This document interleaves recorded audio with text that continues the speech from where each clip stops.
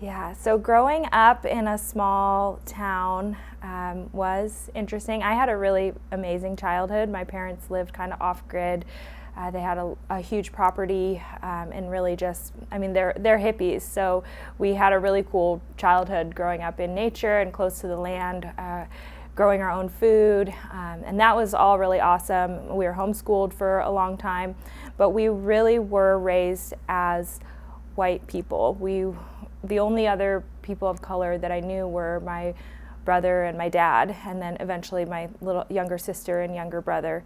But growing up there, it was just a lot of rednecks, a lot of like hicks, and I kind of found my my friend group were like the skaters, so we're like kind of, we're able to get out of that like more cowboy kind of redneck type of, our school mascot was the loggers, so that can give you a little bit of an idea of what it was like there. I didn't know that it was such a racist place because that's just how I grew up. I thought it was normal. I definitely felt kind of othered or profiled, and I remember in second grade, I went to public school. I was homeschooled before that, and I remember standing in line like for recess with a girl who was a good friend of mine, and she basically told me that her parents didn't want her to hang out with me anymore because I was brown, and so she couldn't stand in line with me at recess anymore. And that was kind of like, I definitely didn't really understand what that was. And when I went home and told my parents, my dad was a very like blunt and vocal person, and he was pretty upset about that, but he kind of told me exactly why. And yeah, so I remember that. And then, as I got older, I think I kind of leaned more towards like the rebellious kind of punk type of scene, and I was able to kind of find people that were more accepting, and I kind of just embraced that of being different. Was there a moment that you can remember where it's just like, I understand that we talked earlier to me like you grew up white. Mm-hmm. Was there a point where you started to embrace your Indo-Guyanese side? Once I started getting a little bit older, especially with my younger sister, she's very outgoing and outspoken, and she was where I got like my activism from, like, is because of her.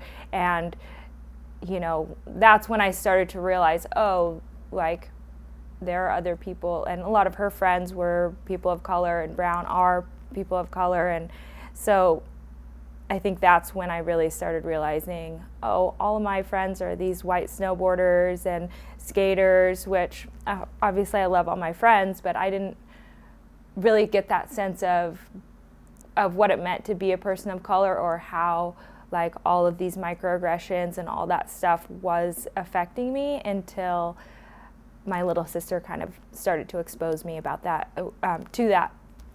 Let's kind of fast forward a little bit. You said when I talked to you on FaceTime, you had a bit of a self-realization in college. Mm-hmm. Well, what did you mean by that? Kind of just like with your activism for BIPOC and like female empowerment, where maybe, I guess you're maybe like a college experience or a moment where you're just like, this is it, this is what I want to do, this is what I want to promote, this is what I'm trying to help, and everything like that. Yeah, so my kind of like awakening, I guess, really did actually happen through like the George Floyd protests. That's when I started really learning more about racism and anti-racism, and how I personally was affected by racism. I think, a few years before that, I had moved to Seattle and grown pretty close with my younger sister, who is, at the time, she was going to school for criminal justice. So I started to get more exposed to activism and kind of some of the issues that we both were facing as women of color. And when I it was really when I moved to Seattle and I started actually being around other people of color. And when I was in grad school, there were a few people in my class who they were both black, but it was just like that experience of like when I was around them and like how I interacted with them and how they interacted with me was so different than any other experience I had. And that's when I really started to realize, oh, like this is what it feels like to be around other people of color, and this is what white people feel all the time. And yeah, so I think that's what I had been telling you about when I was in grad school and I was actually like, you know, in a group with other people of color. And that was, you know, really the first time that had happened, because all through undergrad, I was just snowboarding and, you know, all my friends were white. And again, you know, all my friends were super awesome and I love them, but it's just different. It just feels different when you're around other people of color and you don't realize that until you experience that. Yeah, no, I totally get that. You know, for me, it's almost like the reverse. It was like growing up with, you know, minorities and all that, and then, you know, just being comfortable because wherever I looked, I saw somebody that looked like me. But then moving or even visiting spots like, you know, mountain towns or moving to Colorado, it was just like you were the odd man out. Yeah. It was like now you're the token, and I was just like, oh shit. I think because I was raised in such a white like town growing up, and because my mom is white and she didn't know about all the nuances of racism and anti-racism, all that, she was just raising me how she was risen, and I definitely like would assimilate to that type of banter of like with my friends. And I mean, I used to play paintball, like paintball guns, and I remember my friends and team members, my nickname was Al-Qaeda, so that was like a pretty good example of that happening, where it's like it was funny and it's like, you know, I get it, but also that's pretty racist. No, that's top of the notch racism right there. Yeah, so because my name's Kai, Al-Qaeda. Yeah. I'm sure, you know, we're shooting each other. I don't know. I mean, that's a great play with words, but goddamn. But yeah, and so, you know, stuff like that would happen with my friends, but I really like embraced it, I guess, because I don't know. What else do you do? Yeah. You were pretty adamant about a couple of posts ago about the scene. Oh, from like hard profile, yeah. You were pretty adamant about the culture of everything being toxic. Snowboarding, I think, is kind of both snowboarding and skiing, and the whole outdoor industry is kind of behind as far as progression goes with, you know, learning about anti-racism and just, you know, kind of being more progressive as far as all that stuff goes. But the industry as a whole, especially in the last couple years, it's been like, oh, we want to help marginalized people. We want to get people of color on the slopes. We want to do all these things.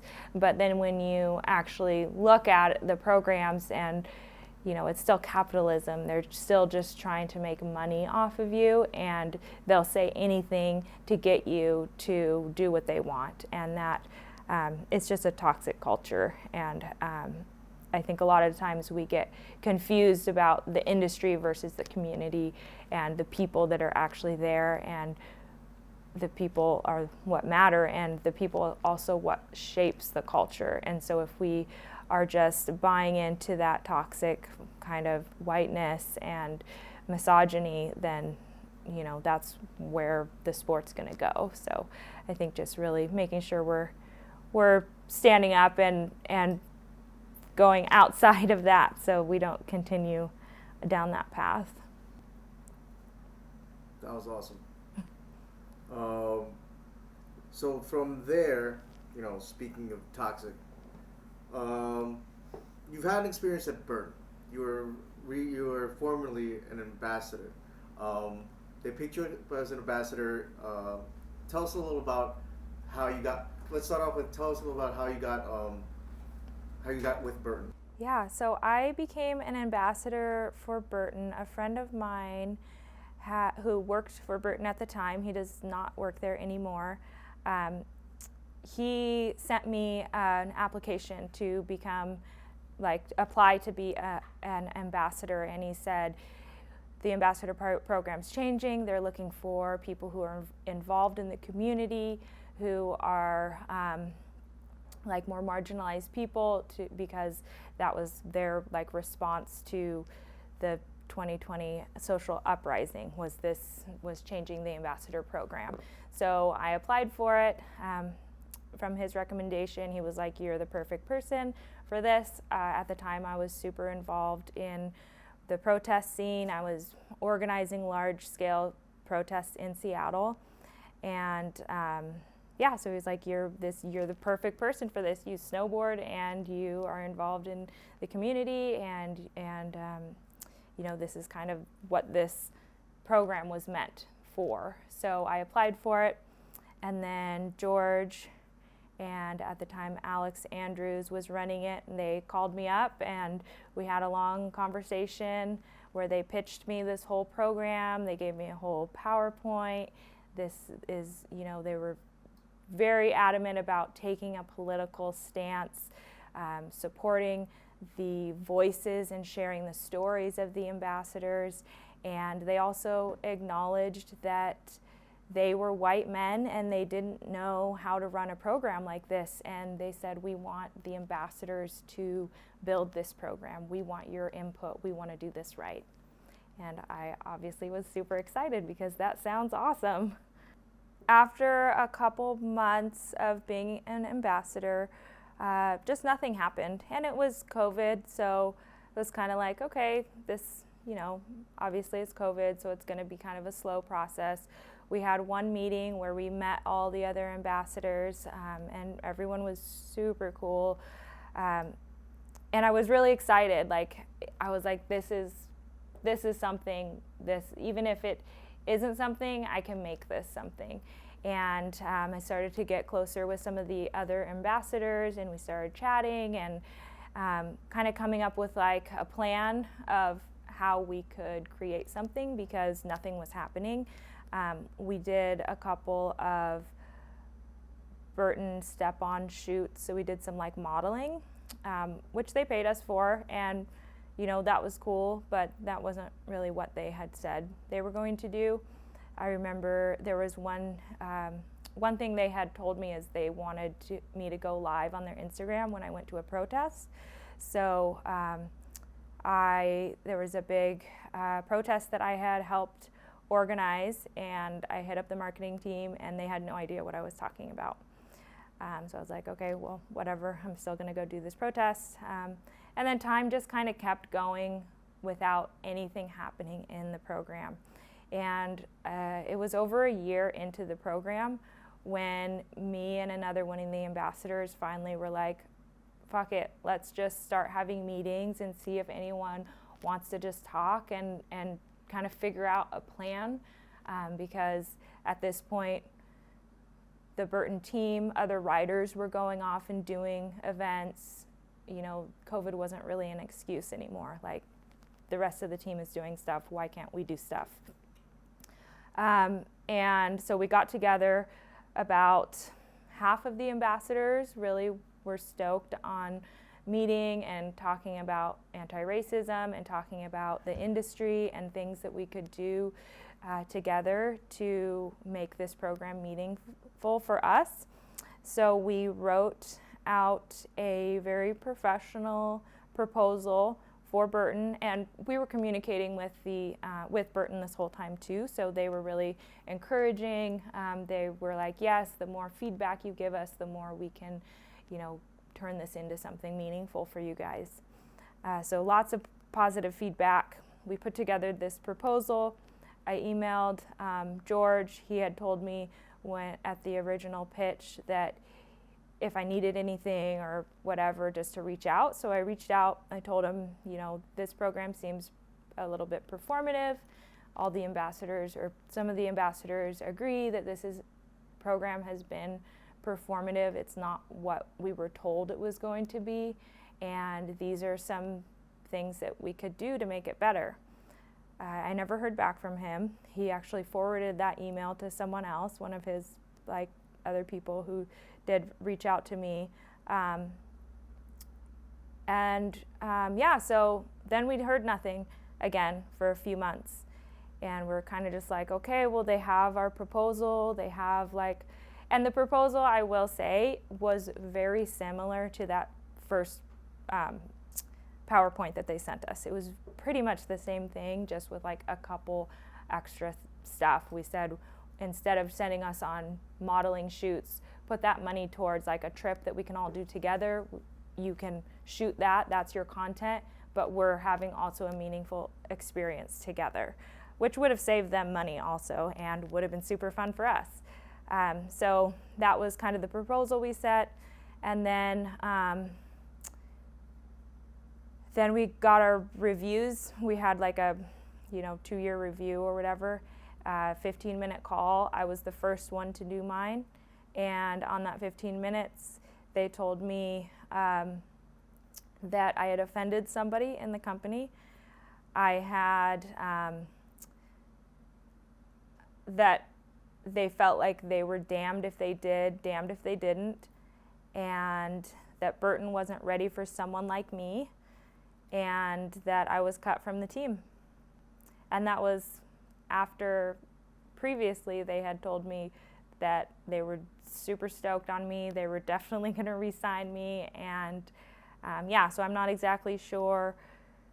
I mean, I'm assuming I offended George. But that was that. So after all that, what was your next move? Obviously, being part of Burton would have been, big, but now, you're doing your own thing.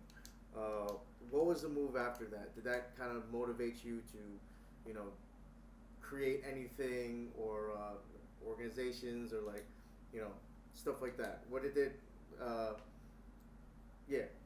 What happened after you were cut off? Yeah. So after this stuff happened with Burton, I kind of took a little break, and then I decided to make a post about it, just to kind of tell people what was up. A really simple Instagram post, kind of just with the kind of bare minimum facts.